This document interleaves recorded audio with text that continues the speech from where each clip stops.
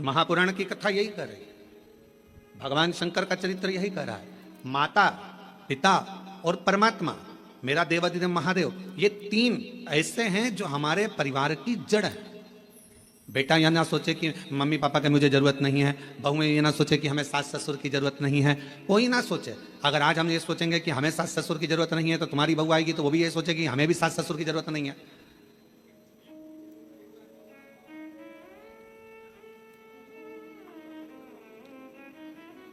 और कोई सनातन धर्म में जन्म लेने वाला या भूमंडल पर जन्म लेने वाला, मृत्युलोक में जन्म लेने वाला व्यक्ति अगर ये सोचे कि हमें तो महादेव की जरूरत ही नहीं है, शिव तत्व कहता है जन्म, मरण और परण ये तीन मेरे शंकर के हाथ में हैं। अगर आपने इन तीन का स्मरण, माता, पिता और अपने परमात्मा का, जिसका भजन करते हो, राम का करो तो राम का, कृष्ण का करो तो कृष्ण का, शिव का करो तो शिव का, भवानी का करो तो भवानी का, दुर्गा का करो तो दुर्गा का, तुम्हारा जिसका मन हो तुम उसका भजन करो, मना नहीं। पर ये नहीं कहेंगे हम कि तुम राम ना भजिए या कृष्ण ना भजिए या शिव ना भजिए या देवी ना भजिए या देवता ना भजिए, तुम्हारा जो मन भजे वो भजो। पर इतना याद रखो कि माता, पिता और परमात्मा ये हमारी जड़ है, और इस जड़ को हम जब तक पकड़ कर रखेंगे तब तक हम भी हरे भरे बने रहेंगे, हम भी संसार सागर में श्रेष्ठ बने रहेंगे।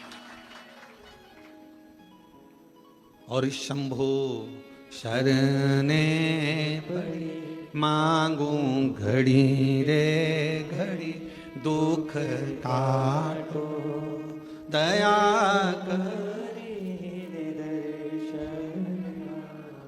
साथ में बोला करो, ये मत सोचो कि अपन कम है, बड़े आनंद के साथ बोला करो। शंभु शरणे पड़ी मांगू घड़ी रे घड़ी, दुख काटो दया करीन दर्शन।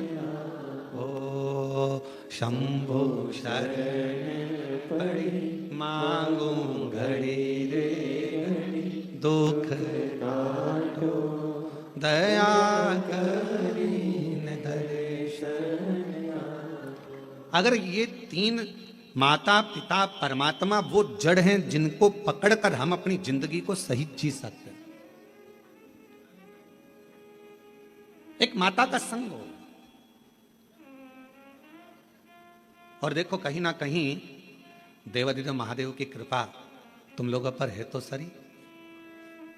ईमानदारी से बोलना, इतना कथा का पंडाल लगा, खूब व्यवस्था भी करी गई, ऐसा नहीं कि समिति ने व्यवस्था नहीं करी, सब महाकाल भक्त मंडल ने पूरी व्यवस्था करी, पर पानी, जलवृष्टि बहुत हो गई।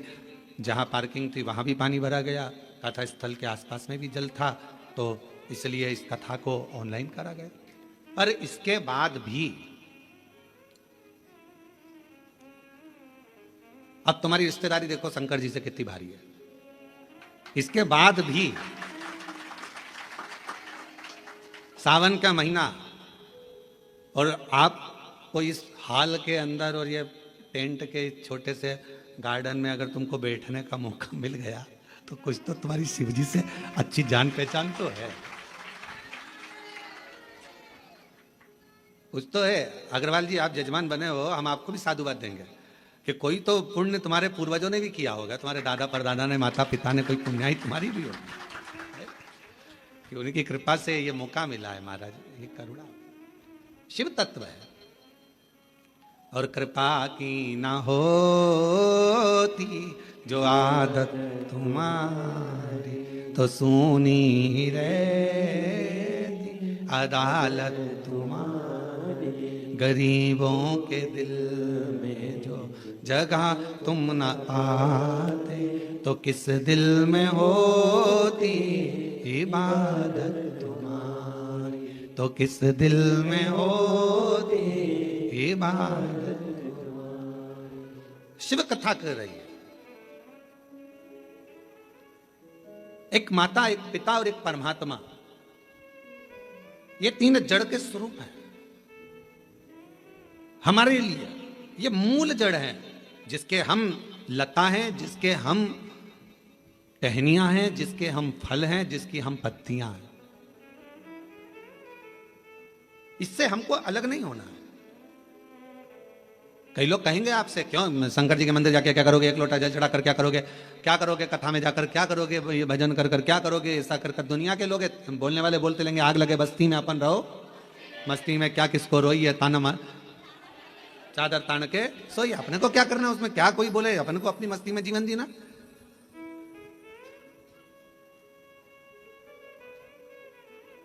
शिव कथा कर रही है, शिलाद नाम के मुनि ने तप किया, साधना करी।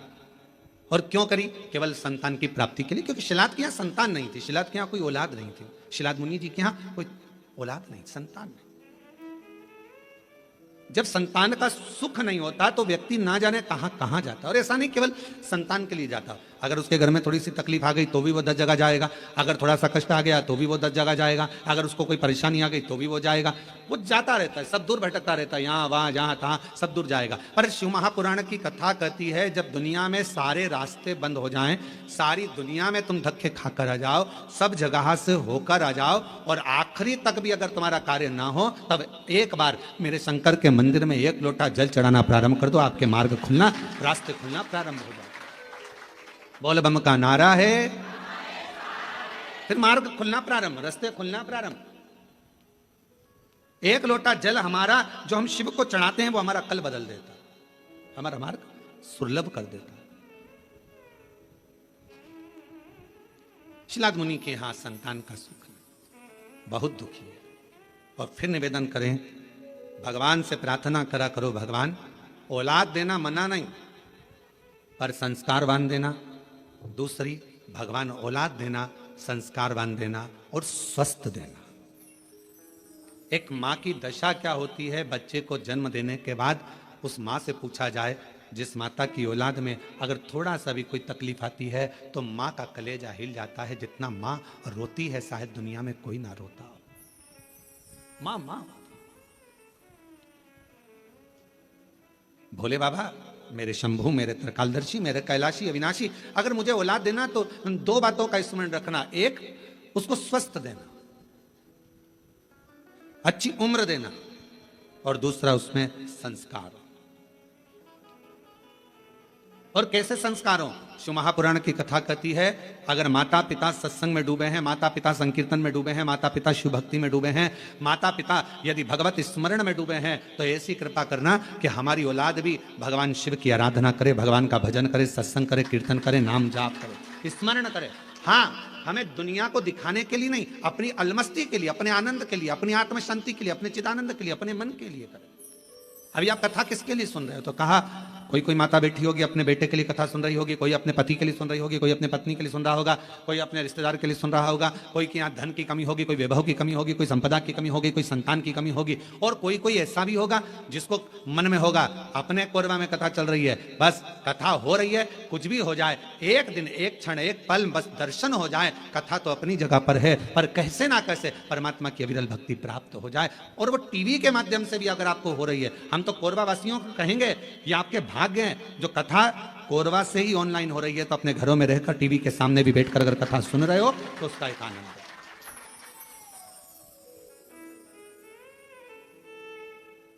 इस तत्व को अगर श्रवण करने का सौभाग्य मिल रहा है तो बाबा को धन्यवाद दीजिए। और कथा के मध्य में सोमवारी भी पड़ रही है सावन की।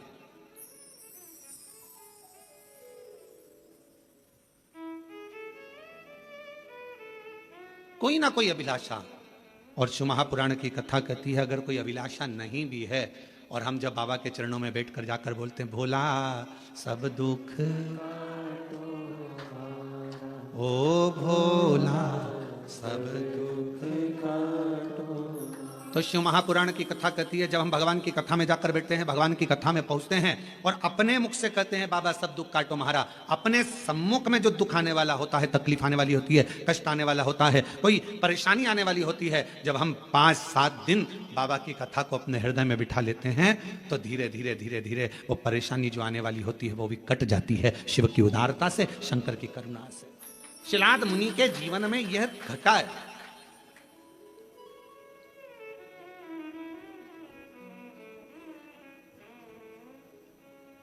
देखिए,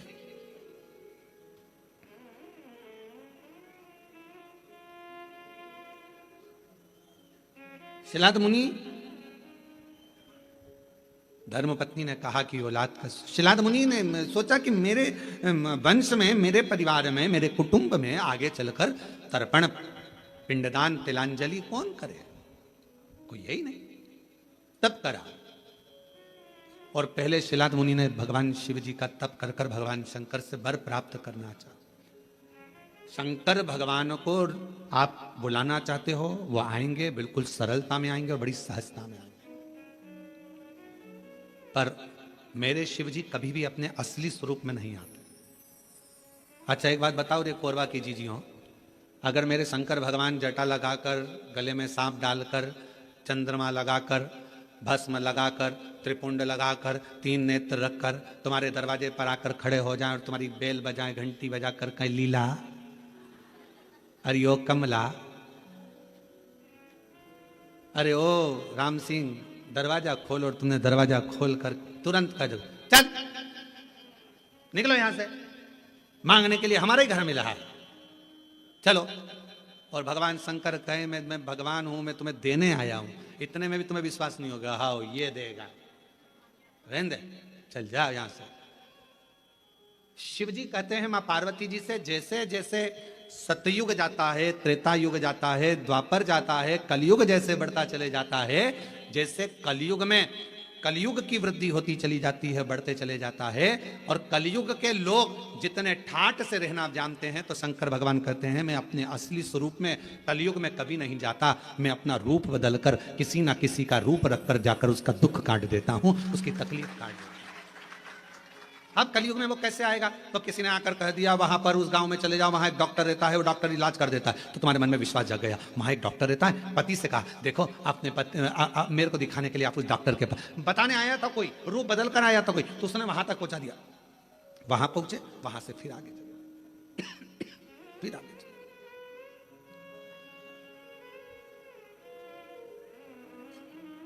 कोई मार्ग बताने वाला। आज से शिव महापुराण की कथा आपने जब से सुनना चालू करी है, कोई ने 5 साल, कोई ने 4 साल, कोई ने 8 साल, कोई ने 10 साल, कोई ने 15 साल, जितने साल से आप सुन रहे हो, पहले आप कथा सुनते थे, पर ऐसा नहीं कि नहीं सुनते थे, पर शिव पुराण नहीं सुन पाते थे। शिव महापुराण की कथा जब से आपने सुनना चालू करी, ईमानदारी से अपने हृदय पर विचार कर कर बताना,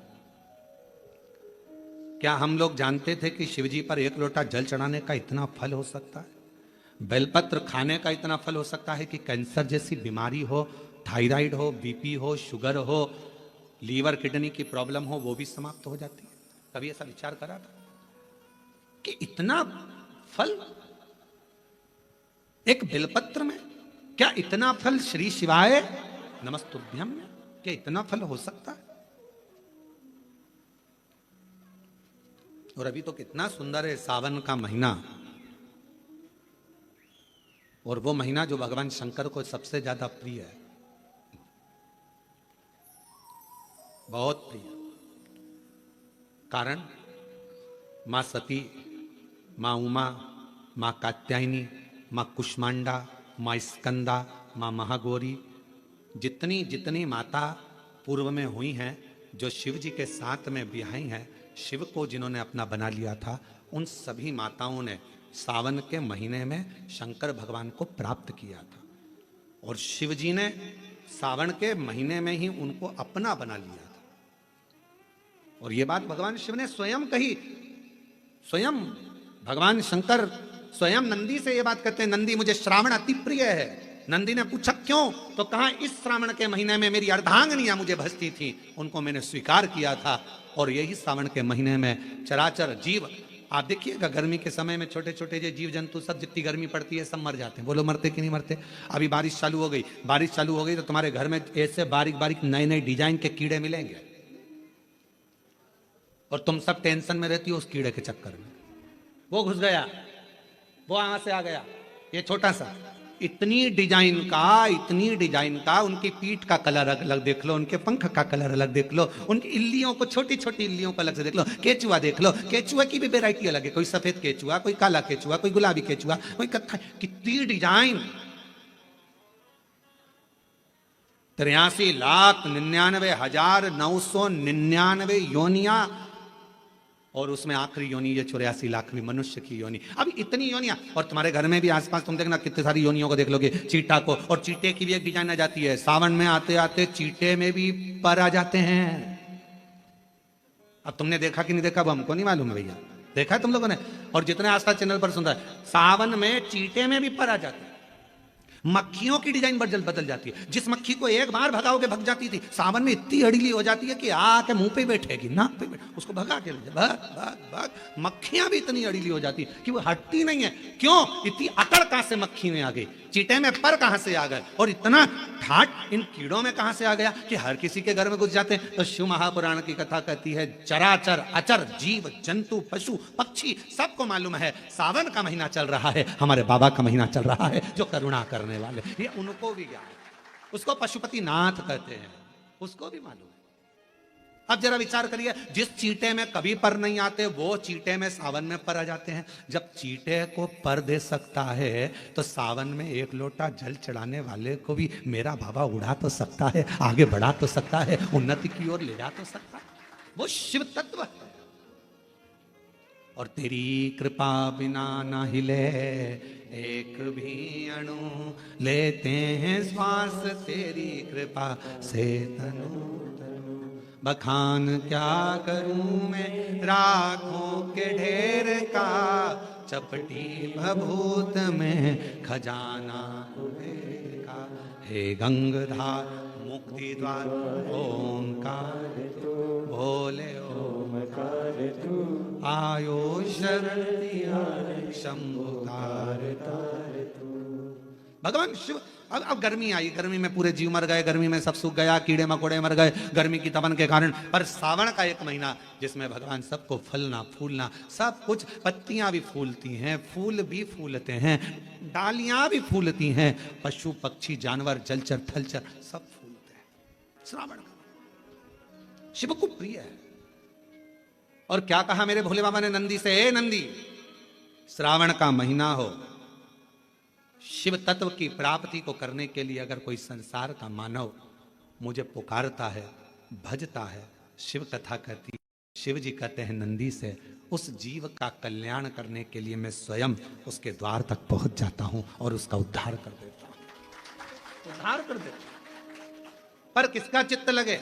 सावन में भी कई लोग ऐसे हैं जिनका चित्त नहीं लग पाएगा, क्योंकि सावन का महीना होता है तो कमाई के स्रोत भी ज्यादा हो जाते हैं। जीजियों की साड़ियां बिकने लगती हैं, फैशन का सामान बिकने लगता है, पर्स मोबाइल बिकने लगता है, सामान बिकने लगता है, क्योंकि उस समय व्यापार भी बढ़ता है। व्यापार इसलिए बढ़ता है क्योंकि भगवान भी चाहता है कि तेरा मन मुझसे हट जाए, व्यापार में लग जाए। क्योंकि भगवान को मालूम, हमने पहले भी कथा में कहा है, बच्चे को माँ गोदी में तभी तक रखती है जब बच्चा खिलौने से नहीं खेलता, खिलौने से खेलने लगेगा माँ नीचे उतार देगी। उसी तरह भगवान तुमको अपने पास जब तक बुलाता है, जब तक तुम्हें अपना बनाकर रखता है, और भगवान देख लेता है कि अब धीरे धीरे मेरे को इसको धन देना, वैभव देना, ये खिलौने से खेलना चालू करेगा, गाड़ी लाएगा, घोड़ा लाएगा, मकान बनाएगा, फर्नीचर बनाएगा, उसमें लग जाएगा तो मेरे मंदिर आना छोड़ देगा। और मंदिर आना छोड़ दिया तो एक दिन मुझे धीरे धीरे, मैंने एक बार इसकी वो पहले की माताएं, पुरानी माताएं क्या करती थी, मिर्ची बारिश के पहले भर के रख लेती थी, धनिया बारिश के पहले भर के रख लेती थी, हल्दी बारिश के पहले भर के रख लेती थी, अनाज बारिश के पहले भर के रख ले, क्योंकि 4 महीना खाएंगे खत्म हो जाएगा, अगले महीने में फिर 4 महीने बाद ले आएंगे। उसी तरह भगवान तुम्हें एक बार का विभव दे देता है, एक बार का धन दे देता है, एक बार की दौलत दे देता है, फिर लोग उसको भोगने लगते हैं, और भोगते भोगते आखिरी में एक दिन ऐसा आता है कि डब्बा खाली हो जाता है। डब्बा खाली होता है, फिर रोने बैठ जाता है, तकलीफ आई, फिर लोटा लेकर भागता है। शिव जी कहते हैं जो मेरे मंदिर में, मेरी कथा में, मेरे रस तत्व में हमेशा एक जैसा लगा रहता है, उसकी जिंदगी को भी मैं हमेशा उन्नति की ओर बढ़ाते बढ़ाते अग्रणता में लेकर चले जाता, फिर उसको डाउन नहीं करने देता, उसको नीचे नहीं आने देता। जैसे श्रावण महीने में चढ़ाए गए कनेर के फूल, दुर्वा, और हम सबसे कहेंगे, अब मान लो यदि कोई विशेष कोर्ट का केस चल रहा हो, कोई कोर्ट में कोई बातें चल रही हो, अदालत आदि में कोई कार्रवाई चल रही हो, कोई फाइल प्रशासनिक अधिकारियों के पास फंस गई हो और कुछ ना कुछ उसमें अपने को लगता है कि तकलीफ का प्रसंग है, तो हम कहेंगे शिव की आराधना करो, सत्यता पर जियो, और साथ में 5 दुर्वा, 1 कनेर का फूल पीला, 1 पीला कनेर, 5 दुर्वा, 5 बेलपत्र लेकर शिव जी के मंदिर में जाकर शिवलिंग पर समर्पित कर कर 2 लोटा जल सावन के महीने में उसी पर बेलपत्र कनेर के फूल पर चढ़ाइए। देवाधिदेव महादेव की कृपा होगी। ज्यादा से ज्यादा 6 महीना 7 महीना, इससे ज्यादा निर्णय आप ही के पक्ष में आएगा और शिव की कृपा से। और इसमें एक बात और स्मरण रखें, जैसे कोई की प्रॉपर्टी है, कोई की जमीन है और वो जमीन तुम्हारी कोई ने कब्जा कर लिया, तुम्हारा नाम नहीं हो पाई, या कोई उसमें लफड़ा हो गया या तकलीफ आ गई और पैसा उसमें अटक गया, उसके लिए भी कनेर का पुष्प श्रावण महीने के जितने सोमवार आते हैं, रविवारी, सोमवारी और भोमवारी, कौन कौन से बार हो गए? रविवार, सोमवार और मंगलवार, 3 बार। प्रथम दिवस में कनेर का 1 पुष्प लेना है, द्वितीय दिवस में कनेर के 5 पुष्प लेना है और तृतीय दिवस में कनेर के 3 पुष्प लेना। बेलपत्र एक साथ में लेकर शिव जी को रविवार के दिन भी समर्पित करें, सोमवार के दिन भी समर्पित करें और मंगलवार को 3 कनेर के पुष्प के साथ बेलपत्र लेकर बाबा को समर्पित करिए। कितना भी अटकी हुई प्रॉपर्टी होगी, कह दिया उसने मैं तेरे नाम प्लाट नहीं कराऊंगा और पैसा लेकर बैठ गया, या पैसा नहीं दे रहा है, या किसी भी रूप में वो अटका हुआ है, अगर सावन के 4 सोमवार पढ़े या 5 सोमवार पढ़े, आपने ये प्रत्येक सावन के सोमवार के पहले, फिर से बोलो कौन सा बार? रविवार, सोमवार और मंगलवार, ये 3 बार का क्रम अगर प्रत्येक सोमवार के पहले और बाद में कर लिया तो आपको उसे प्रॉपर्टी उस व्यक्ति को तुम्हें देना ही पड़ेगी, छोड़ना ही पड़ेगी। उसको खुद अपने आप में बेचैनी होने लगेगी, मुझे बुलाएगा, आपको जाना नहीं पड़ेगा, खुद बस फोन लगाया आपने, भैया हमारा करा दो, हमारा करा दो, 2 बार 3 बार अगर बोला, चौथी बार वो खुद बुलाएगा, बेचैनी बढ़ेगी। मेरा बाबा उसको खुद खल बुला देता। शिव शिव है, उसको कहते सत्यम शिवम सुन, शंकर शंकर, वो नित्य कृपा करने, नित्य कृपा। और सावन का महीना 1 लोटा नहीं, कितना? 2 लोटा जल चढ़ा रहे हो सब लोग, बहुत जोरदार। तुम्हारे लोटे का ही तो असर है, जो कोरबा में इतना पानी गिर गया, ये तुम्हारी लोटे का असर है। और अब पूरा विश्व देख रहा है कि कोरबा वालों ने इतना पानी चढ़ाया कि पूरे ग्राउंड में पानी भरा गया, तो कथा को ऑनलाइन करना पड़ रहा है, ये कोरबा में 2 लोटे जल, 2 लोटे जल का। शिव कृपा है।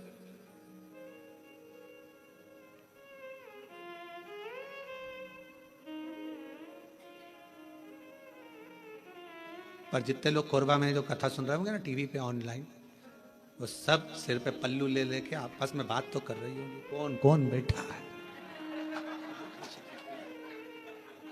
कौन कौन बैठा है, सबके चिंतन में फंसा।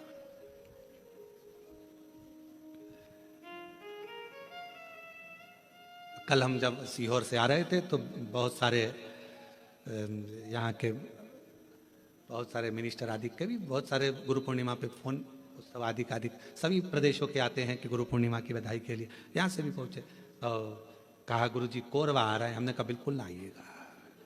हमने कहा इतना, एक तो हॉल छोटा, ऑनलाइन कथा, और मालूम पड़े और तुम ही आ जाओ तो मालूम पड़े व्यवस्था और गड़बड़ा जाए।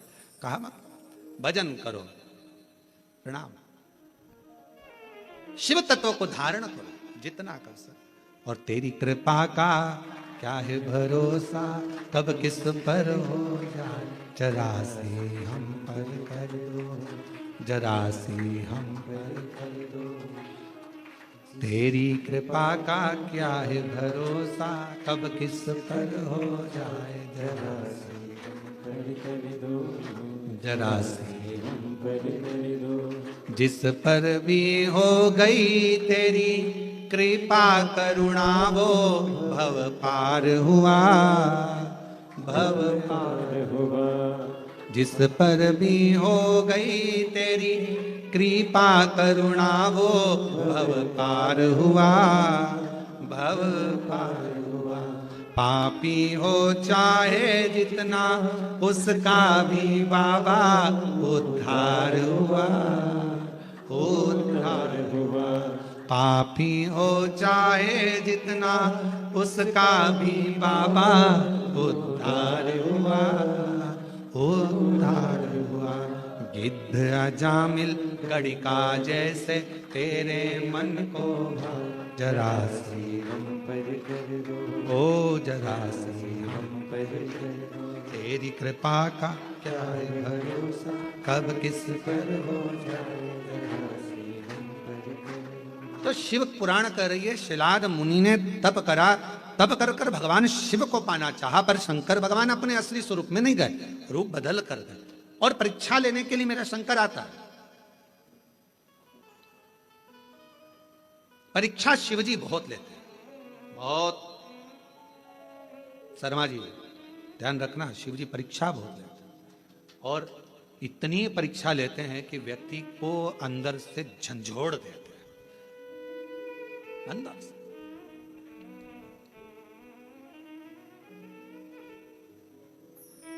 पर यदि आपकी विश्वास और दृढ़ता है, भरोसा है, और फिर कह रहे हैं ये ऑनलाइन कथा होती तो सीहोर से होती, आपका विश्वास था, आपकी दृढ़ता थी, और समिति ने सोच लिया था, तो ये कथा कोरबा से यहां ऑनलाइन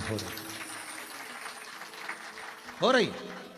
और सारे कोरबा वासियों से निवेदन है कि अपने घर में रहकर इस कथा को इस भाव से सुनो, टीवी चालू कर कर, टीवी की आवाज वॉल्यूम को तेज कर कर, दुकानों पर मोबाइल रखकर, एक एक कोरबा वासियों को यह कथा ऐसी सुनना चाहिए कि हम पंडाल में बैठकर कथा सुन रहे हैं, और अपने घर पर, घर को पंडाल बनाकर शिव तत्व को सावन के महीने में इस पवित्र कथा का लाभ ले रहे हैं। ये भाव से श्रवण,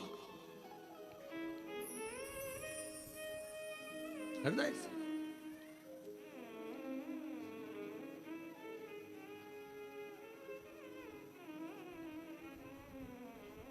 शिव पुराण कह रही है, भगवान शंकर की पवित्र कथा कह रही है, शिव तत्व कह रहा है। शिव महापुराण की कथा कहती है, भगवान शंकर का चरित्र कहता है। शिलाद मुनि ने विचार करा कि मैं भगवान से पुत्र मांग रहा हूं, संतान मांग रहा हूं, पर बाबा तो आते नहीं। आए मेरे भोलेनाथ, कभी बच्चे का रूप लेकर आ गए, कभी वृद्ध का रूप लेकर आ गए। शिलाद मुनि की पूर्ण परीक्षा ली, पूर्ण परीक्षा।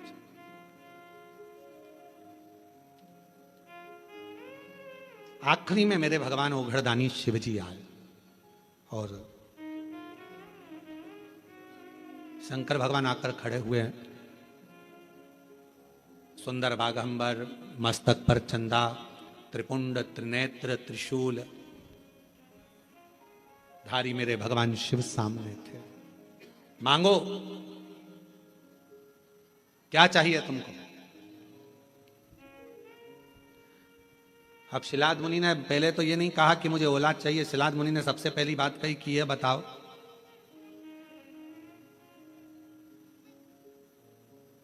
मुझे पुकारते पुकारते इतना समय हो गया, आप अब आ रहे हो? और ये आपका भी प्रश्न है। जल चढ़ाते चढ़ाते वो कहते ना, तुम्हें पुकारते पूरी रात हो गई,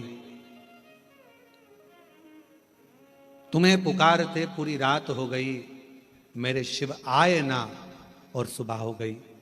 मैं कितना पुकारती रही। आप में से कई लोग ऐसे होंगे जो भगवान शिव के मंदिर में जल चढ़ाते हैं, पशुपति व्रत करते हैं, सोमवार का व्रत करते हैं, प्रदोष करते हैं, शिवरात्रि करते हैं, पार्थिव लिंग का निर्माण भी करते हैं, आराधना भी करते हैं, उसके बाद भी भगवान शंकर नहीं सुन रहा, तो उसके लिए ये उत्तर मेरे भगवान शंकर शिलाद मुनि के सम्मुख में प्रश्न का उत्तर दे रहे। आपने इतना समय लगा दिया, इतना समय।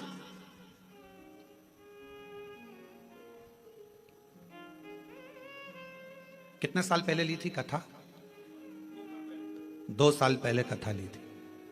अब जरा विचार करिएगा, 2 साल पहले कथा ली और 2 साल से तैयारी में लगे होंगे, और 2 साल से तैयारी में लगे होंगे, और कितना कितना परीक्षा करते करते करते करते आखिरी में भी वो कथा होते होते और ऑनलाइन हो रही है। तो जरा विचार करिएगा, थोड़ा सोचिएगा कि शिवजी या तो कुछ बाबा देव महादेव की जैसी मर्जी, और कहीं ना कहीं प्रभु कृपा। हर चीज में अच्छा सोचो। मेरे शंकर ने कुछ अच्छा सोचा होगा, मेरे शिवजी ने कुछ अच्छा विचार करा होगा, कुछ अच्छा विचार करा होगा। भगवान शंकर ने यह भी सोचा होगा कि तुम कथा तो करा पाओगे, पर वहां बैठने की तुम्हारे पास समय नहीं मिल पाएगा, क्योंकि हमको मालूम था कोरबा इस क्षेत्र में कथा भी हुई नहीं है। अगर हो जाती तो कोरबा में से ट्रैफिक को निकालने के लिए कम से कम पूरा 18 घंटे लग जाते, ये भी पक्की बात थी। ये भी निश्चित है, क्योंकि कोरबा क्षेत्र में कथा नहीं हुई, और इस क्षेत्र में कथा नहीं हुई तो पूरा कोरबा और कोरबा के आसपास का क्षेत्र पूरा जब उलटता, और आजू बाजू में ये भी लगा है तुम्हारा झारखंड और ये सब उड़ीसा की बॉर्डर, तो ये भी सब आ जाता। कथा नहीं सुन पाते तुम, हो सकता है व्यवस्थाओं में लगे रहते, पर शिव जी ने विचार करा, तूने 2 साल दाढ़ी नहीं बनाई, 2 साल बाल ना कटाए, 2 साल तक तू तप साधना करता रहा, तो मेरे शंकर भगवान ने सोचा जब इतना तूने करा है तो कथा भी दिल लगा कर एक जगह पर बैठकर श्रवण कर, सुनो, धारण करो। ये शिव सोच, अच्छा सोचो, कुछ अच्छा ही मेरे बाबा ने लिखा। और ये जितनी माताएं बैठी ना, जीजियां जितनी बैठी है बाहर कुर्सी पे, जो लोग बैठे हैं ये बड़े खुश होके सुन रहा है इतनी प्रसन्नता में, क्योंकि इनको मालूम इतनी पास से तो कथा नहीं मिल सकती थी ये तो, क्योंकि ना जाने पंडाल में भी कहाँ बैठते और एलईडी पर देखते, पर इतने करीब में बैठकर कथा सुनने को मिल रही है, तो तुम तो घर जाके 2 लोटा क्या 4 लोटा जल चढ़ाने वाली, पक्का है ये विचार तो पक्का है। अब यहां से जाओ तो तुम यहाँ के collector, SP, SDM, IG, commissioner, SD सबको धन्यवाद देना, 2 लोटे जल का प्रताप था जो तुमने महाराज की कथा इतने पास में से सुनवा दी। महाराज शिव तत्व है, शंकर, शंकर कुछ अच्छा सोचा होगा उसने, बहुत अच्छा सोचा, उसकी करुणा है बहुत, विचार कर। शिलाद मुनि ने कहा इतना समय लगा दिया तुमने आने में, मैंने तो सोचा नहीं था कि इतना समय लगेगा। महाराज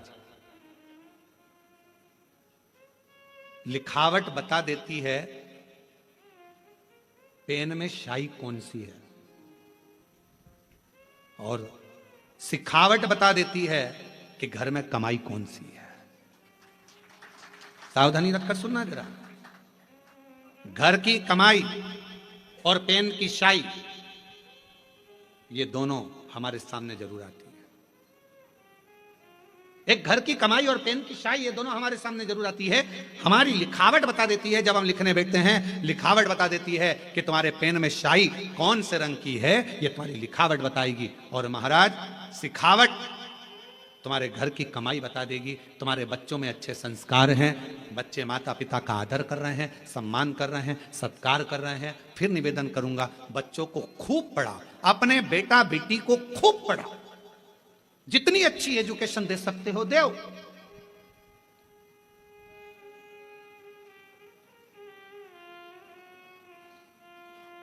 खूब पढ़ाओ, पर बच्चों को पढ़ाने के साथ में संस्कारों में भी ढालो।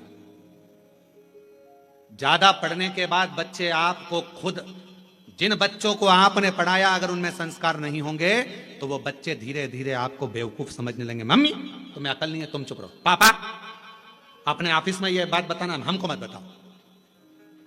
हमने कई लोगों को देखा है, बड़े बड़े पदाधिकारियों को देखा है जिनकी सत्ता पूरे ऑफिस में चलती है पर घर में औलाद से हार जाते हैं, घर में औलाद से हार जाते हैं।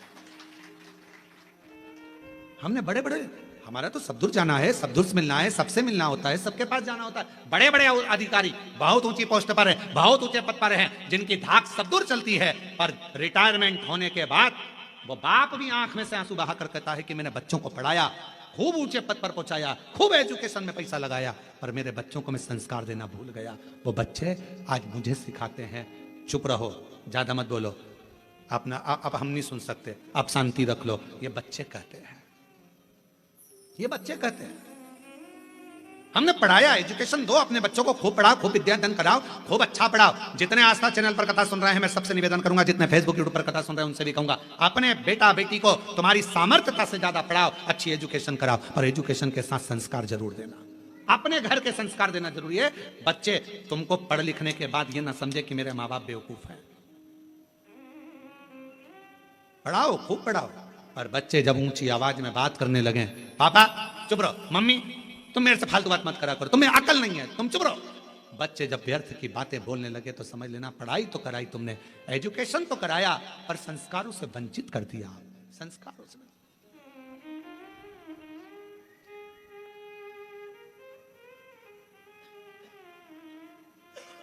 इसलिए यह व्यासपीठ हमेशा कहती आई है और आज फिर कहती है, अपने बच्चों की पढ़ाई में तुम जो खर्च कर रहे हो ऐसा ही खर्चा एक अपने आस पास मोहल्ले में, कॉलोनी में, सोसाइटी में, समाज में, अपने रिश्तेदारों में, नातेदारों में या अपने आसपास में कोई भी समाज का व्यक्ति हो और उसके बच्चे को अगर पढ़ने का शौक हो, विद्या अध्ययन का शौक हो, वो पढ़ना चाहता हो, तो निवेदन है उसकी एजुकेशन का खर्चा आप उठाओ।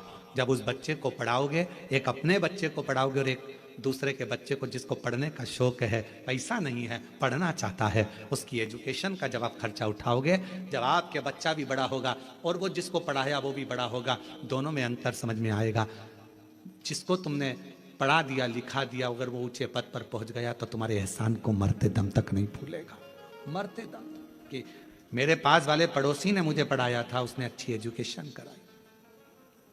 इसलिए हमारी विठले सेवा समिति, हमारा कुबेरेश्वर धाम आज भी ना जाने कितने बच्चे हैं जिनकी फीस जमा करता है, जिनका पढ़ाता है, उनकी ड्रेस, उनकी किताब, ना जाने कितनों की फीसें जमा कर कर विठले सेवा समिति कॉलेज की, स्कूलों की फीस जमा कर कर बेटा बेटी को पढ़ा देती। और वो बच्चे जब अच्छे पद पर पहुंचते हैं तो याद करते हैं कि हमने विठले सेवा समिति ने हमारा खर्चा उस परिस्थिति में उठाया जब हमारे पास नहीं था।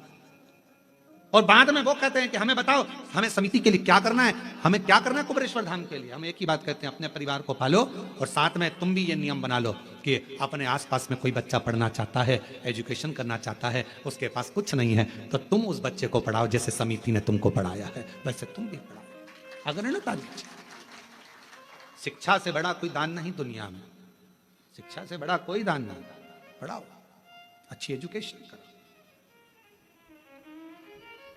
पर एक विश्वास के साथ, एक भरोसे के साथ।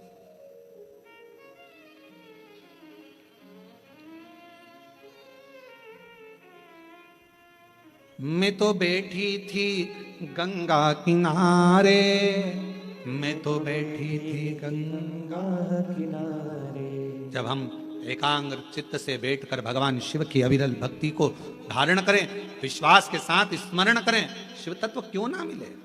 शिलाद मुनि ने कहा कि आपने आने में इतना समय लगा दिया, इतना समय। भगवान शंकर बोले, जब तक तेरा भाग्य प्रबल ना हो, जब तक तेरे कर्म की प्रधानता ना हो, तब तक मैं समय पर आकर देता भी नहीं। और मेरी जीजियों जीजाओं, व्रत करते करते बहुत समय हो गया और भगवान नहीं सुन रहा है तो समझ लेना थोड़ी फाइल मोटी है, समय लग रहा है, लगने दो, होने दो, अपना कर्म करते जाना है। 3 चीजें हैं, एक भाग्य, दूसरा समय, तीसरा कर्म। शिव महापुराण में भगवान शंकर शिलाद मुनि से कहते हैं, जब भाग्य प्रबल होता है तो मनुष्य का देह मिलता है, और भाग्य प्रबल होता है तब मनुष्य के देह में भगवान शंकर की भक्ति मिलती है। भाग्य प्रबल होता है तो सावन महीने में शिव महापुराण की कथा मिलती है। यह भाग्य की प्रबलता है। हम आपको बार बार देखकर धन्यवाद दे रहे हैं, गजब की किस्मत पाई है जो सावन महीने में शिव पुराण की कथा इतनी अड़चनों के बाद भी श्रवण कर रहे हैं कोरबा में। ये बड़ा आश्चर्य वाली बात है। आप लोगों के लिए बड़े सरल बात होगी, पर हमारे लिए तो बहुत आश्चर्य की बात है, बहुत आश्चर्य। शिव तत्व, भाग्य की बात होती है तो मानव की देह मिलती है, सौभाग्य की बात होती है मानव की देह में भगवान शंकर की भक्ति मिलती है, और हजारों लाख गुना सौभाग्य प्रबल होता है। कोई अपने पूर्वजों का, माता पिता की पुण्याई होती है, तब जाकर हम शिव महापुराण की कथा श्रावण के महीने में बैठकर श्रवण कर पाते हैं। यह पुण्याई की बात, शिव तत्व की कृपा, भगवान शंकर की कृपा।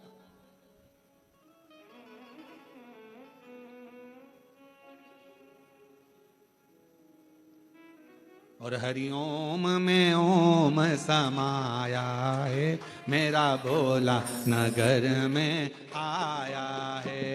हरिओम में ओम समाया है, मेरा भोला नगर में आया है। हरिओम में ओम समाया है, मेरा भोला नगर में आया है। हरिओम में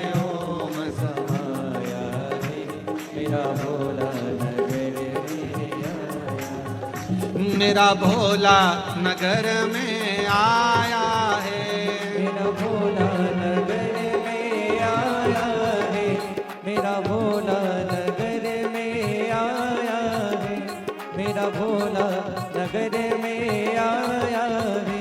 हरि ओम में ओम समाया है, मेरा भोला नगर में आया। हरि ओम में ओम समाया है, मेरा भोला नगर में आया। मेरा भोला नगर में आया है। मेरा भोला नगर में आया है। मेरा भोला नगर में आया है। मेरा भोला नगर में आया है। ओ हरि ओम में ओम समाया है, मेरा भोला नगर में आया है। हरि ओम में ओम समाया है, मेरा भोला नगर में आया है। ओ हरि ओम में ओम समाया है, मेरा भोला नगर में आया है। हरि ओम में ओम समाया है, मेरा भोला नगर में आया है। मेरा भोला नगर में आया है। मेरा भोला नगर में आया है। ओ मेरा भोला नगर में आया है। मेरा भोला नगर में आया है। ओ हरि ओम में ओम समाया है, मेरा भोला नगर में आया है। हरि ओम में ओम समाया है, मेरा भोला नगर में आया है। दोनों हाथों से बड़े प्रेम से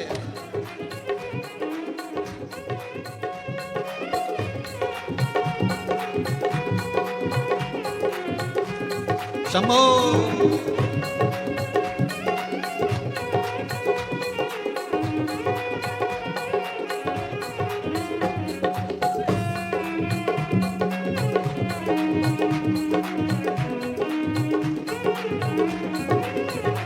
भोले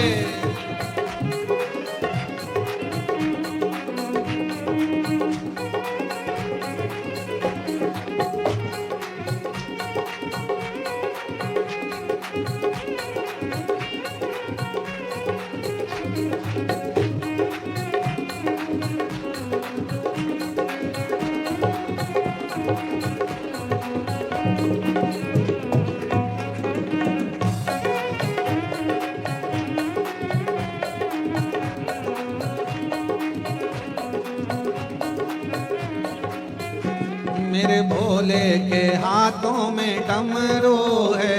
मेरे भोले के हाथों में डमरू है। मेरे भोले के हाथों में डमरू है। मेरे भोले के हाथों में डमरू है। ओ डमरू में ओम समाया है, मेरा भोला नगर में आया है। डमरू में ओम समाया है, मेरा भोला नगर में आया है। ओ डमरू में ओम समाया है, मेरा भोला नगर में आया है। डमरू में ओम समाया है, मेरा भोला नगर में आया है। मेरा भोला नगर में आया है। मेरा भोला नगर में आया है। ओ मेरा भोला नगर में आया है। मेरा भोला नगर में आया है। हरि ओम में ओम समाया है, मेरा भोला नगर में आया है। हरि ओम में ओम समाया है, मेरा भोला नगर में आया है। शंभो।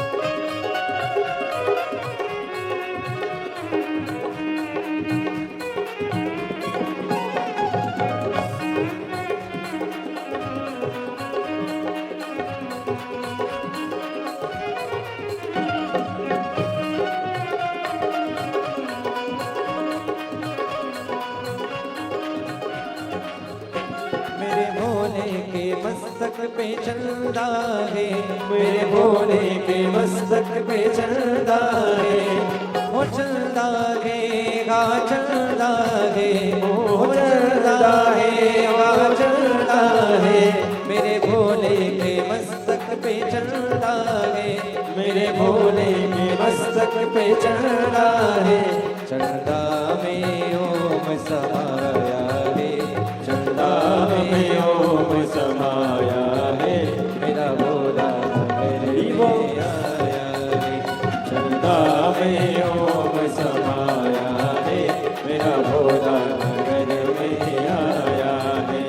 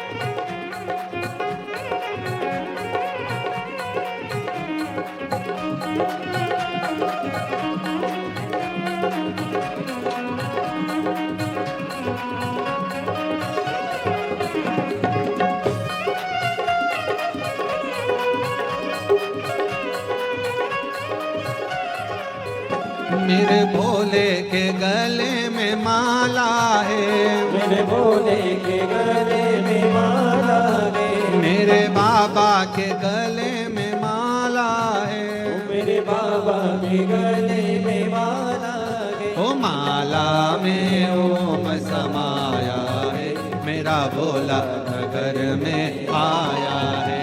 माला में ओम समाया है, मेरा भोला नगर में आया है। हरि ओम में ओम समाया है, मेरा भोला नगर में आया है।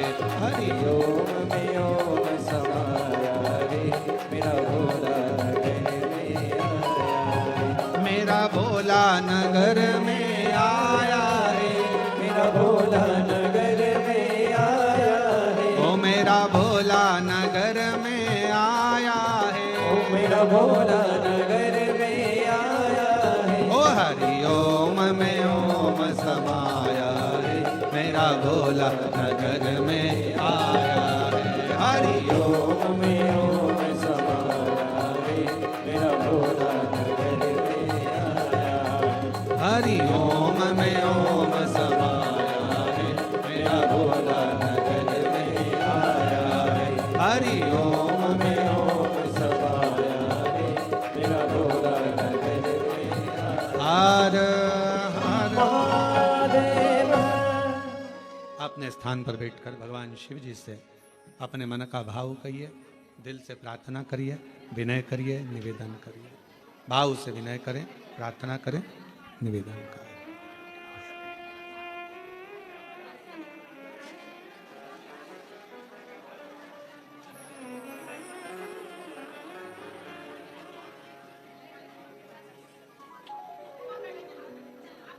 भाव से बाबा को विनय करेंगे, सभी लोग साथ में बोलेंगे, विनती करें। श्रावण के महीने की कथा है, हृदय से बाबा को अपने मन का भाव कहिए, प्रार्थना करिए।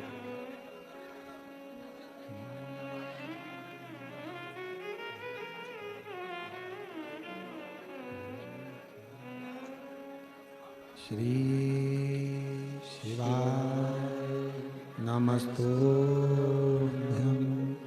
श्री शिवाय नमस्तुभ्यं, श्री शिवाय नमस्तुभ्यं, श्री शिवाय नमस्तुभ्यं, श्री शिवाय नमस्तुभ्यं। भोला सब दुख काटो ओ भोला सब दुख काटो। शिव शंकर जपूं तेरी माला, भोले बाबा जपूं तेरी माला, भोला सब दुख काटो। ओ भोला सब दुख काटो।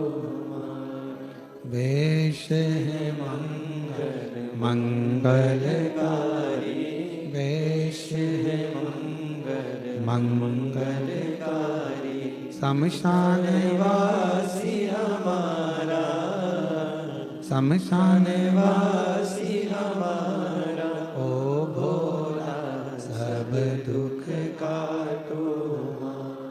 ओ भोला सब दुख काटो।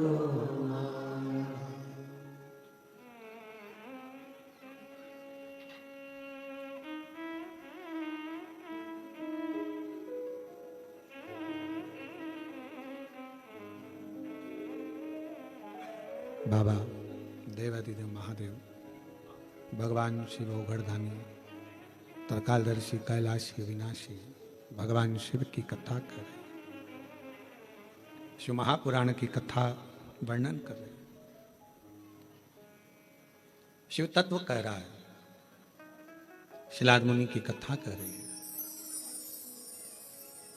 एक भाग्य, दूसरा समय और तीसरा है कर्म। भगवान शिव ने कहा शिलाद मुनि से,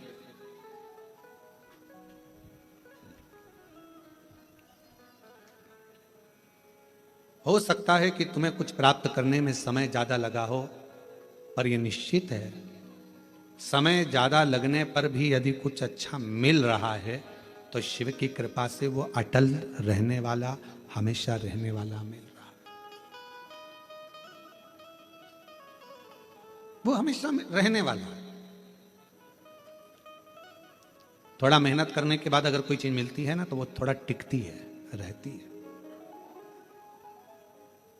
एकदम किसी को कोई चीज मिल जाती है तो वो उसका सम्मान करना भूल जाता है। धन था, एकदम मिल गया, बहुत संपदा मिल गई, शोहरत मिल गई, सत्ता मिल गई, वैभव मिल गया, तो वो इतना टिकेगा नहीं। एकदम जो मिला है वो ज्यादा टिकता नहीं।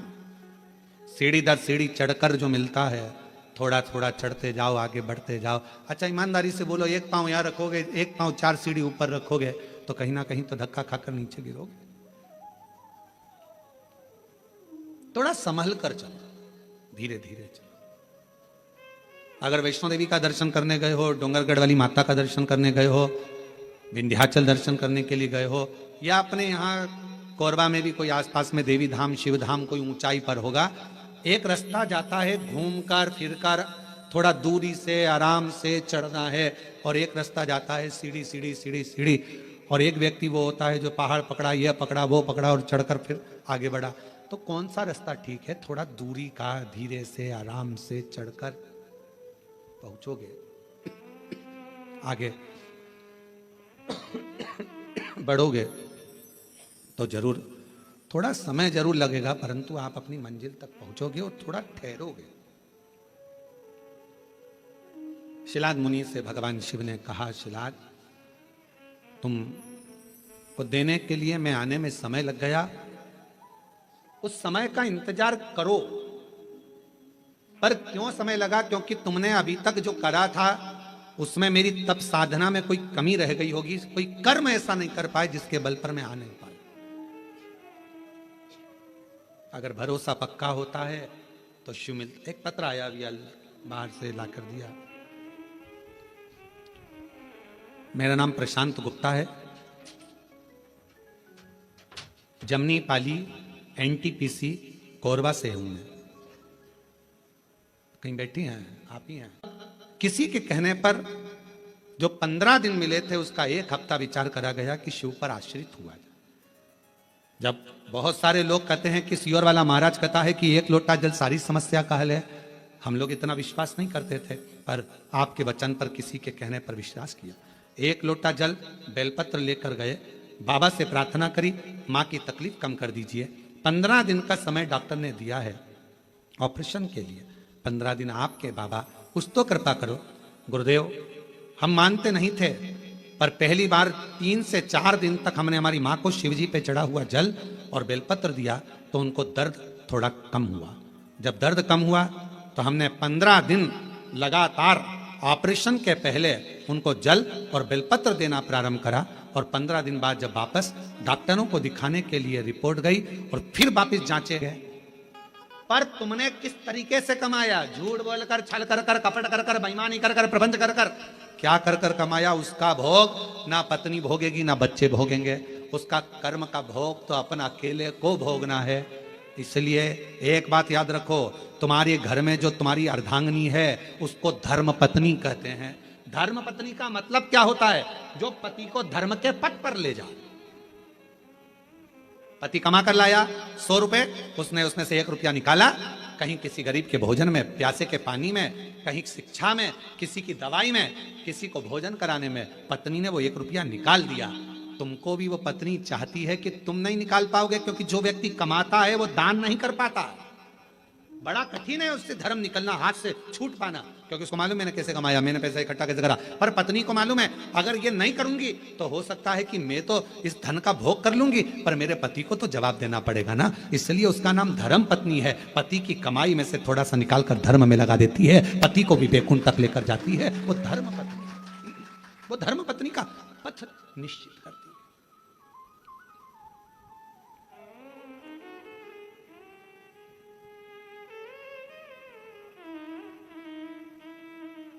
सलाह देती है अच्छी। कई लोग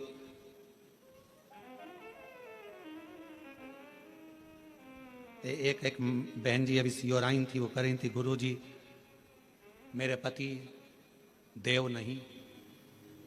तो मैंने कहा तुम्हारे पति देव नहीं तो कौन है? तो कहा मेरे पति देव नहीं महादेव है। फिर मैंने पूछा देव नहीं महादेव है इसका मतलब क्या?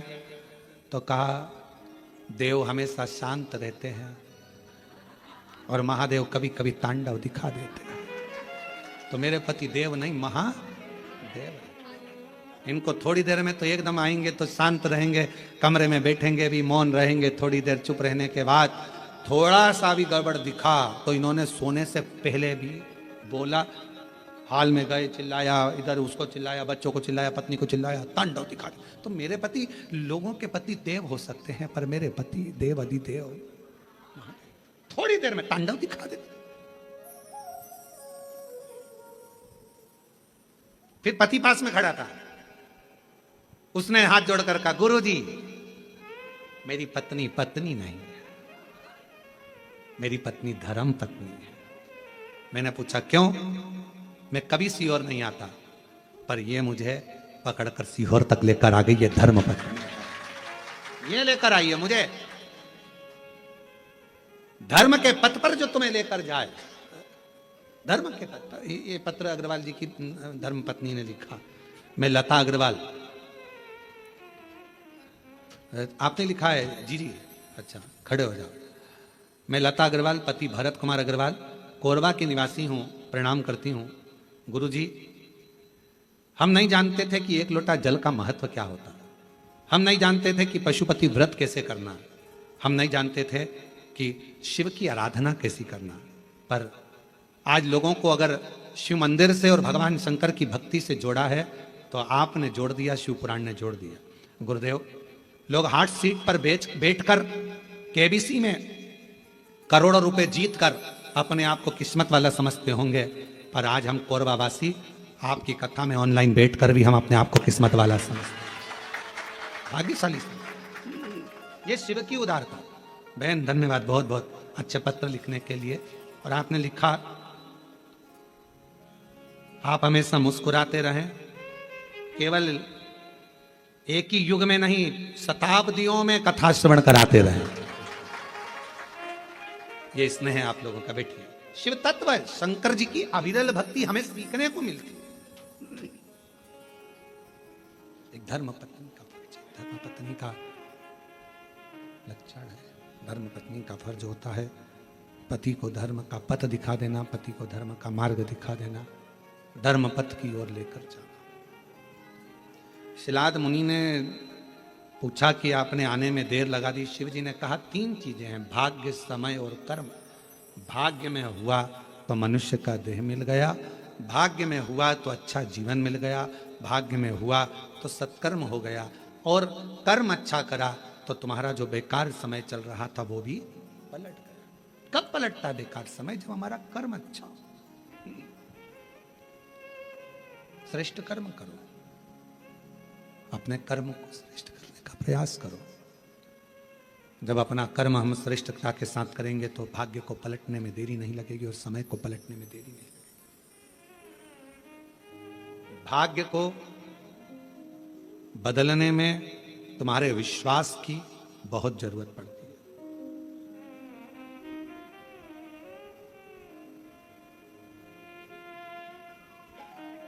पांच चीजें प्रारब्ध से प्राप्त होती है।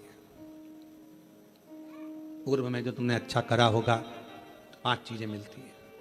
पहले नंबर पर धन, तुम्हारा पूर्व में किए गए पुण्य से मिल जाता है, प्रारब्ध से मिल जाता है। दूसरे नंबर पर है सत्ता।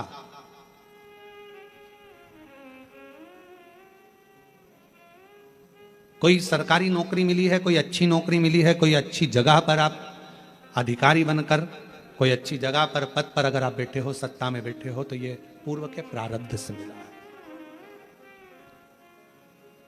तीसरे नंबर पर है सिंहासन। आप कोई उच्च पद पर बैठे हो, कोई ऊंची कुर्सी पर बैठे हो, सिंहासन पर बैठे हो, यह भी पूर्व के प्रारब्ध से, कोई अच्छे कर्म से हमको प्राप्त हुआ है। इसमें आपका नहीं। धन मिला पूर्व के फल अनुसार, सत्ता मिली पूर्व के फल अनुसार, सिंहासन मिला पूर्व के फल अनुसार। चौथी चीज कही मकान, दुकान और प्रॉपर्टी, जमीन, यह भी आपके प्रारब्ध से, पूर्व के कर्म के अनुसार मिलती है। कभी कभी किसी व्यक्ति का प्रारब्ध नहीं रहता, उसका पूर्व का कर्म नहीं रहता।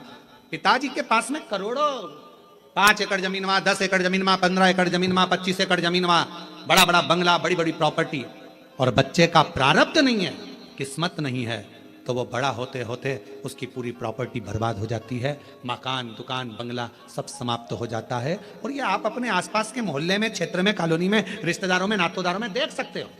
अगर प्रारब्ध में नहीं है तो वो बर्बाद हो जाएगा, मिलेगा ही नहीं। बाप ने भले जोड़ी हो, पिता ने भले जोड़ी हो, और अगर तुम्हारे प्रारब्ध में है, तुम्हारे किस्मत में है, तुम्हारे पूर्व के कर्म तुमने करा है, तो 1 प्लाट नहीं, 2 प्लाट नहीं, मकान नहीं, दुकान नहीं, सब कुछ बढ़ता चले जाएगा। भरे तुम्हारे पास में धन है कि नहीं है, पर धीरे धीरे संपदा, प्रॉपर्टी, दुकान, मकान, ये सब बढ़ेगा। ये प्रारब्ध से। और 5वें नंबर पर कहा कि प्रारब्ध से मिलता है, पूर्व के कर्म से मिलता है। क्या?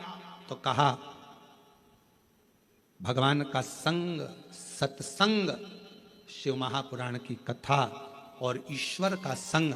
यदि आप शिव जी के मंदिर जा रहे हो, शिव महापुराण की कथा सुन रहे हो, भगवान का भजन कर रहे हो, भगवान से जुड़े हुए हो, तो ये तुम्हारा आज का नहीं, पूर्व का कोई प्रारब्ध कर्म होगा, जिसके कारण परमात्मा ने अपने से जोड़ रखा। इस कलिकाल में किसको फुर्सत, किसको फुर्सत? आपके पास भी समय नहीं है। आप लोग वो तो यहाँ आए हो, मन है कि हमें कथा सुनना है, सावन के महीने की कथा सुनना है। आपके पूर्व का कोई प्रारब्ध होगा, आपके पूर्व का कोई कर्म होगा। कोई पिछले जन्म के अच्छे कर्म मुझे बाबा तेरा साथ मिला, कोई पिछले जन्म के अच्छे कर्म मुझे बाबा तेरा साथ मिला। जहाँ सारी दुनिया झुकती है, जहाँ सारी दुनिया झुकती है, मुझे वो आली दरबार मिला, दरबार। कोई पिछले जन्म के अच्छे कर्म मुझे बाबा तेरा साथ मिला। कोई पूर्व का कर्म होगा, अच्छा होगा, कोई पूर्व में कोई प्रारब्ध तुम्हारा अच्छा होगा, इसलिए भगवान के सत्संग से, कथा से, स्मरण से तुम जुड़े हुए। 5 चीजें प्रारब्ध से मिलती हैं, पूर्व कर्म से मिलती है। बोलते जाओ। पहले नंबर पर धन, दूसरे नंबर पर सत्ता, तीसरे नंबर पर सिंहासन, चौथे नंबर पर दुकान, मकान, प्रॉपर्टी, और पांचवें नंबर पर ईश्वर का संग, सत्संग। ये पूर्व का होगा तो मिलेगा, पूर्व का नहीं है तो तुम 50 बार विचार कर लो तो भी तुम सत्संग तक, कथा तक, भगवान तक नहीं पहुंच सकते। बहुत मुश्किल।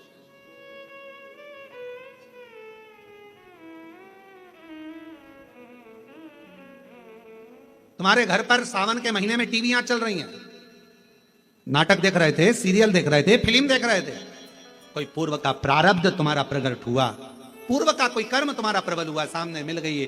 टीवी चालू करते से आस्था चैनल चल गया और शिव महापुराण की कथा 1 बजे से 4 बजे तक ऑनलाइन कोरबा से सुनने का मौका मिल गया। ये पूर्व का प्रारब्ध था। भगवान ने कहा कि कहाँ जा रहा है, कहाँ जाएगा, भटक जाएगा, चल इधर। अजामिल की कथा सुनी है भागवत जी में?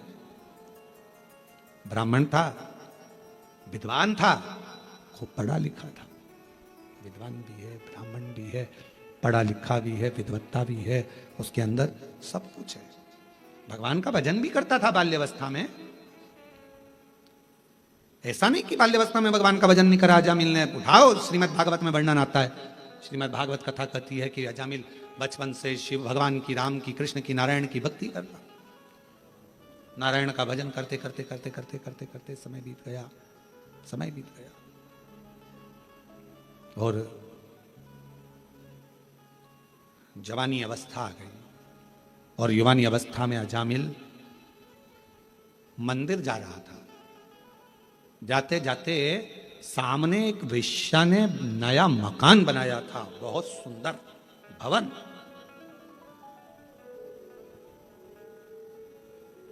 ध्यान गया। अब दिक्कत इस बात की है, अगर अजामिल स्त्री होता तो बात दूसरी थी कि ध्यान भटक जाए। एक बहुत शातिर चोर था, बहुत शातिर, उसको पकड़ना बहुत कठिन था, बहुत कठिन।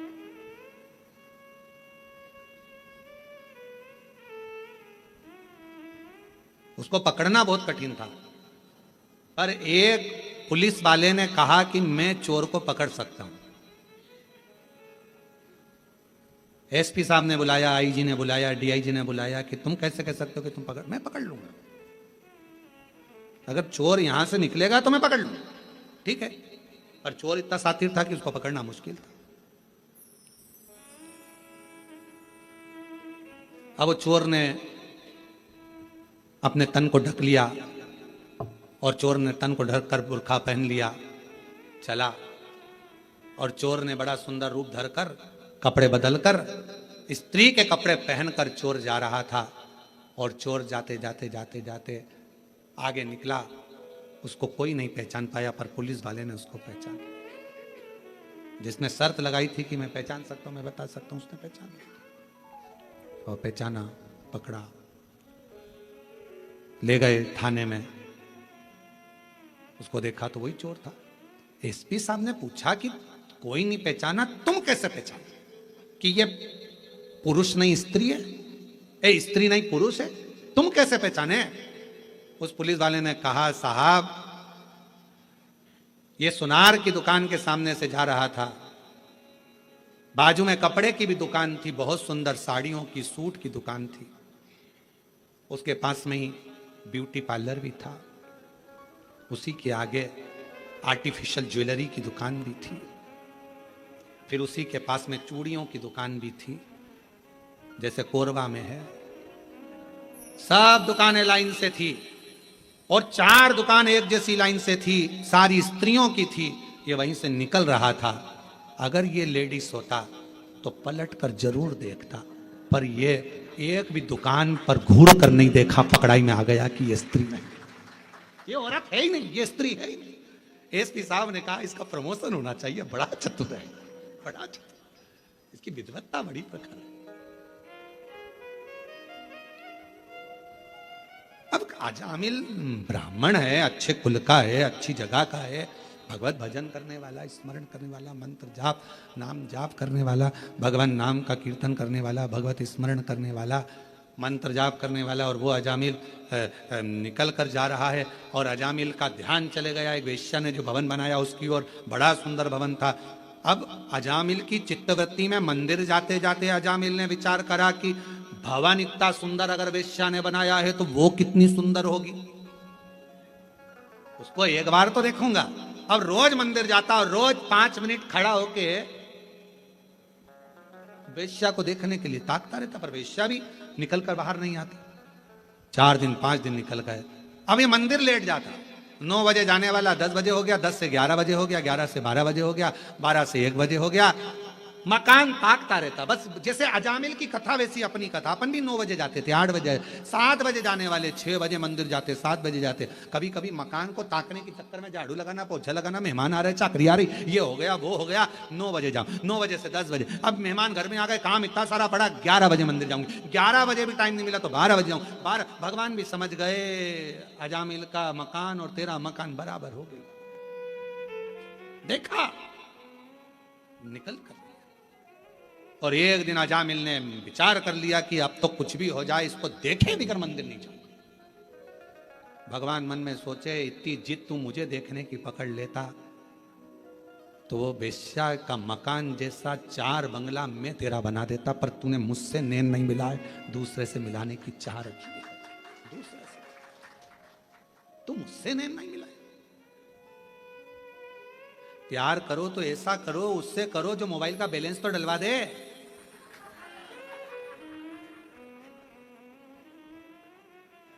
जरा से चाउमीन के चक्कर में दूसरे की गाड़ी सुधरने के लिए आई। डीजल भी उसकी गाड़ी का नहीं था, गाड़ी भी उसकी नहीं थी। और मेरे सनातन धर्म की बेटियां लव जिहाद का शिकार हो जाती हैं। जरा सा दे, अरे प्यार उससे करो जो बैलेंस तो डलवा दे, मालूम पड़े वो तुम्हें भी बर्बाद कर दे और तुम्हारे खानदान को भी बर्बाद कर दे। ऐसा लड़का नहीं चाहिए। ऐसा लव किस काम का जिसके तुम शिकार हो जाओ। क्या करना है ऐसा लव कर कर, प्यार कर कर। नैन लड़े त्रिपुरारी से मैं उनकी हो गई, नैन लड़े त्रिपुरारी से मैं उनकी हो गई। मेरे मन में नहीं है धीर सखी मैं काशी जाऊं, मेरे मन में नहीं है धीर सखी मैं काशी जाऊंगी, काशी जाऊंगी मैं बनारस जाऊंगी, काशी जाऊंगी मैं बनारस जाऊंगी। मेरे नैनन बरसे नीर सखी में काशी जाऊंगी, मेरे मन में नहीं है धीर सखी में काशी जाऊंगी। कितने कितने कोरवा के कई लोगों की आंख में आंसू होंगे। इतने साल के बाद योग लगा कोरवा में कथा का, और वो भी कथा हमको ऑनलाइन श्रवण मिल तो रही है ना कोरवा से, इतनी खुशी मनाओ। आंख में आंसू नहीं, प्रसन्नता होना चाहिए कि ऑनलाइन तो मिल रही है ना, प्रसन्नता। और छोड़ दिया मैंने खाना पीना तेरी याद में, छोड़ दिया मैंने खाना पीना तेरी याद में। मेरे मन में नहीं है धीर सखी में काशी जाऊंगी, काशी जाऊंगी मैं बनारस जाऊंगी, ओ काशी जाऊंगी मैं बनारस जाऊंगी।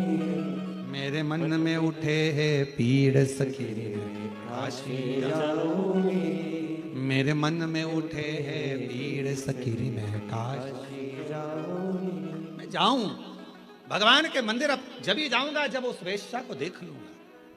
मकान इतना सुंदर है तो वेश्या कितनी सुंदर। कभी कभी मन में आना चाहिए, तेरी सृष्टि इतनी सुंदर है तो मेरे शंभु तू कितना सुंदर होगा। तुझे देखने की चाह जगे, शिव को देखने की चाह जगे, भगवान शंकर को देखने की चाह जगे।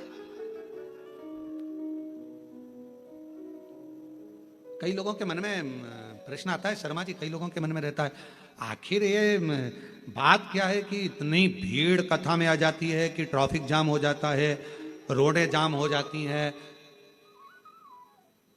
आखिर ये शिव पुराण में ऐसा क्या है महाराज? तो कई लोग तो देखने के लिए आते कि महाराज आखिर है क्या। अब उनको बताना पड़ता है महाराज के सिर पे सींग नहीं है ना, महाराज कथा करता है, कथा तो स्वयं देव अधिदेव महादेव करता है, और कथा सुनने वाले भी तुम नहीं हो, कथा सुनने वाला भी शिव है, और कथा करवाने वाले यजमान नहीं, स्वयं शंकर और पार्वती का रूप है। सामर्थ्यता किसी की नहीं, आप और हम कुछ भी नहीं। उसने जिद पकड़ ली, वेश्या को देखूंगा। 4 दिन हो गए वेश्या नहीं निकली, 5 दिन हो गए मंदिर छूट गया वेश्या के चक्कर में।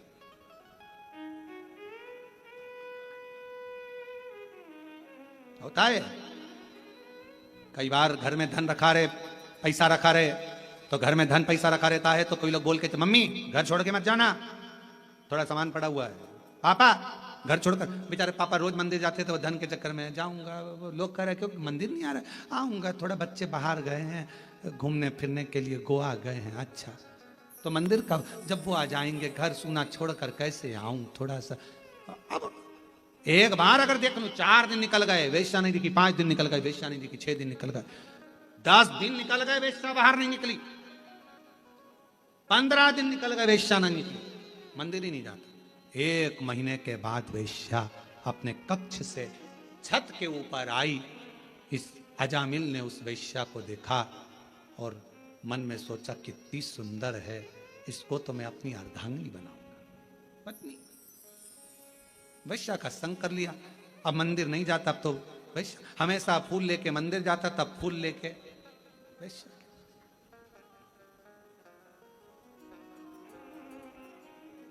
अब उसे कौन समझाए कि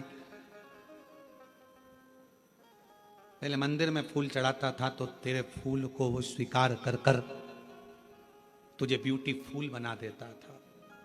अब कौन समझाए कि वेश्या के जूड़े में लगाकर फूल तू ब्लेडी फूल हो गया। अब कहां तू ब्यूटीफुल था, कौन समझाए तेरे को? फूल वही है, बस एक लाइन बदल गई, इधर जाना था पहुंच गया उधर, गलत मार्ग की ओर चला गया। वेश्या के साथ रहने लगा, दिन रात 24 घंटे रहता। वेश्या का हृदय उस पर आया, उसका हृदय उस पर आया और शादी कर ली। अच्छा शादी हो भी गई, बच्चे भी हो गए, पर एक दिन देवताओं की मीटिंग हुई तो भगवान शंकर जी ने कहा भगवान विष्णु से, तुम्हारा भक्त देखो कहाँ चले गया। तो क्या अब चले तो गया, अब क्या करें? शंकर भगवान कहने लगे अपनी औलाद अगर गलत मार्ग में पड़ जाती है तो माता पिता उसका संग नहीं छोड़ देते, उसको वापस मार्ग पर लाने के लिए माता पिता कुछ ना कुछ जरूर करते। तो हम क्या करें? शंकर भगवान ने कहा इसके घर में 4थे नंबर का लड़का होगा, गर्भ में बच्चा है, चलो अपन उसके दरवाजे पर चलते हैं। भगवान संत का रूप रखकर अजामिल के दरवाजे पर आ गए, दरवाजा बजाया, ब्राह्मण देवता दरवाजा खोलो। अजामिल ने दरवाजा खोला, कहा मैं ब्राह्मण तो हूं पर मैंने वेश्या से शादी करी है, इसलिए लोग मेरे घर में नहीं आते, ब्राह्मण संत मेरे यहाँ नहीं आते। तुम क्या चाहते हो? हमें भोजन करना है, भूख लगी है। तुम्हारे गांव में कोई ब्राह्मण का घर नहीं है, भोजन तुम्हारे यहीं करेंगे। मेरी पत्नी वेश्या है, कोई बात नहीं, तेरे से शादी कर कर वो भी ब्राह्मणी हो गई, तू तो भोजन बनवा, मुझे भोजन करना। अजामिल कहने लगे भोजन तो करा दूंगा, मना नहीं है, पर दक्षिणा नहीं दूंगा 1 रुपया भी। शंकर भगवान मुस्कुराकर भगवान विष्णु की ओर देखकर बोले दक्षिणा की चाह तो हमको है ही नहीं, और दक्षिणा रखने के लिए हमारे पास जेब भी नहीं है, हम तो कर्पूर गौरम कर्णावतारम संसार सारम, हमें नहीं चाहिए। फिर सोच लो दक्षिणा नहीं दूंगा, हाँ मत देना, चल भोजन करा। अजामिल ने अंदर पत्नी को आवाज लगाई, भोजन बनाओ, ब्राह्मण संत आए भोजन करेंगे। संत भोजन करे, जैसे भोजन कर लिया, भोजन करते से उठ के पेट पे हाथ फेर के शंकर भगवान बोले अब दक्षिणा दो। इतने में अजामिल बोले मैंने पहले ही किया था, मैं दक्षिणा नहीं दूंगा। शंकर भगवान मन में संत के वेश में बोले भैया दक्षिणा बिना तो भोजन लगेगा नहीं, भोजन हम बिना दक्षिणा के तो जाएंगे ही नहीं, क्या दक्षिणा चाहिए?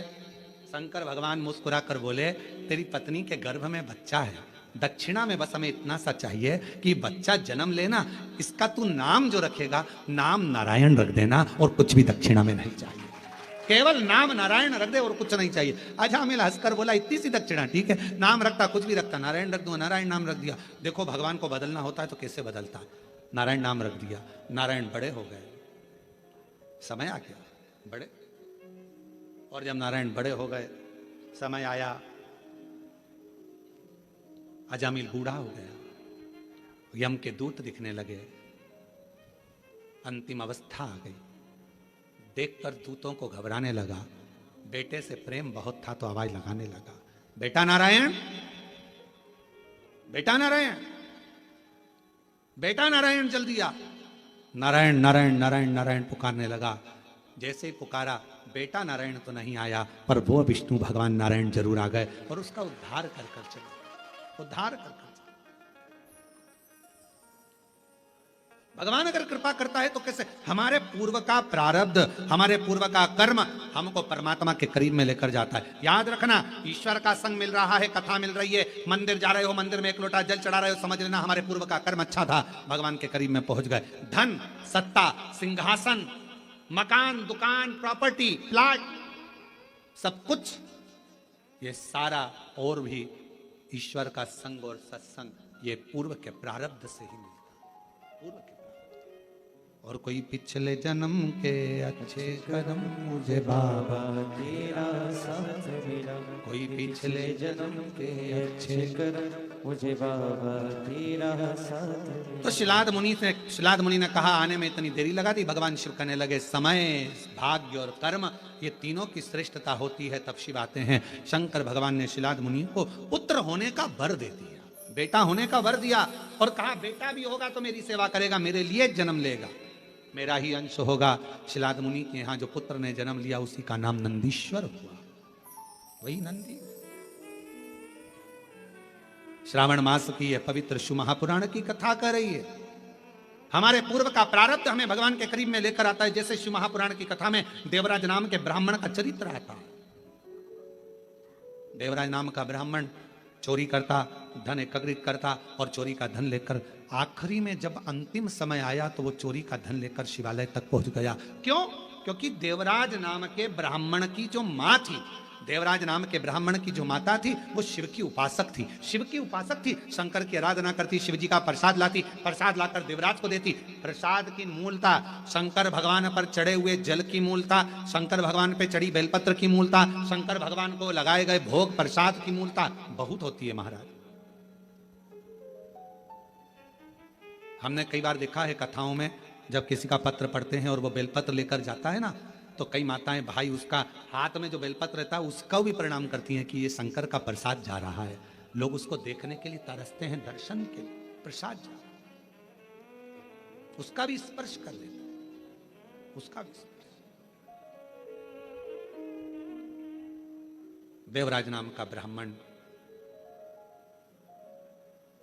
उस देवराज नाम के ब्राह्मण का कोई पूर्व का प्रारब्ध जो उसकी माता, और आपसे भी निवेदन है, जैसे देवराज की माता रोज मंदिर जाती है, थोड़ा सा जल लाती है, छींटती है आंगन में, अपने भवन में थोड़ा सा जल लाकर सब बच्चों को देती है। नहीं पीते तो उनकी पानी, हम तो कहेंगे आपके बच्चे स्कूल जाते हैं, थोड़ा सा पानी आप अगर शिव जी पे चढ़ा हुआ जल लाती हो ना, तो उसमें से 2 बूंद जल उसकी बोतल में भी डाल दिया करो। ऐसे नहीं पियेंगे तो ऐसे तो पियेंगे। अपने बच्चों को सतमार्गी बनाना है, हमें थोड़ा विवेक श्रेष्ठ करना है। एक छोटी सी गोली पेट के दर्द को ठीक कर देती है, एक छोटी सी गोली सिर के दर्द को ठीक कर देती है। तो एक बूंद जल शंकर का चढ़ा हुआ, एक बूंद जल अगर बच्चों को पिलाया जाए तो उसका भाग्य का भी श्रेष्ठता उत्पन्न कर देते हैं। और ज्यादा नहीं तो सावन के महीने में तो नियम बनाओ, बच्चों को रोज मंदिर भेजो। जितने भी शिव भक्त कथा को सुन रहे हैं ऑनलाइन, शिव महापुराण की कथा को श्रवण कर रहे हैं, सावन के महीने में कोरबा से इस पवित्र कथा का लाभ ले रहे हो छत्तीसगढ़ से, तो निवेदन कहूंगा नियम बनाओ कि हम अपने बच्चों को मंदिर तक जरूर भेजें। श्रावण के महीने में शिव की आराधना में लगा जरूर ले। देवराज नाम का ब्राह्मण शिवालय में गया, चोरी का धन था, आवाज आ रही थी तेज, बाहर निकल कर आ गया, बेलपत्र के वृक्ष के नीचे बैठा और बैठने पर उसके प्राण छूट गए। प्राण छूटे तो वो भगवान शिव के धाम चले गया। क्यों? एक तो शिवालय, दूसरा शिव पुराण की कथा, तीसरा बेलपत्र की छाया, ये सब उसको मिल गया था। तो देव अधिदेव महादेव उसको नंदी में बिठा कर कैलाश धाम तक लेकर चले। ऐसी शिव महापुराण की महत्वता है, शिवधाम तक लेकर। और कोई पिछले जन्म के अच्छे कर्म मुझे बाबा तेरा साथ मिला, कोई पिछले जन्म के अच्छे कर्म मुझे बाबा तेरा साथ मिला। जहाँ सारी दुनिया झुकती है, जहाँ सारी दुनिया झुकती है, मुझे वो आली दरबार मिला, दरबार। पिछले जन्म का पुण्य था जो देवराज की गति सुधर गई। एक बिंदु नाम का ब्राह्मण था, शास्त्र कहता है उसका भी कोई प्रारब्ध पूर्वक का था, जो उसने प्रेत की योनि तो मिली पर शिव महापुराण की कथा से मुक्त हो गया। उसकी पत्नी बड़ी भटकी थी मार्ग से, फिर मार्ग पर आई। बिंदु पानी में डूबकर मर गया। चंचुला काशी में गई और अपने प्राण त्यागे, शिवधाम में गई, पार्वती जी की सहेली बन गई। मौन रहती थी, बैठी रहती थी, चुप। पूछा पार्वती जी ने, क्या बात है, तू मौन रहती है, चुप रहती है, हुआ क्या, क्या हुआ? चंचुला ने कहा, पति का मोक्ष नहीं हुआ, वो प्रेत योनि में पड़ा हुआ। पार्वती जी ने कहा, उसके लिए शिव महापुराण की कथा करो। देव ऋषि नारद के पास गई तो नारद जी ने तुमरुका जी के पास भेज दिया। तुमरुका जी ने शिव महापुराण की कथा कर तत्व ग्रहण कराया। भगवान शिव और पार्वती जी ईसर गोरा बनकर पधार रहे हैं। ईसर गोरा बनकर शिव और पार्वती ने यजमान पद ग्रहण कर कथा का लाभ लिया।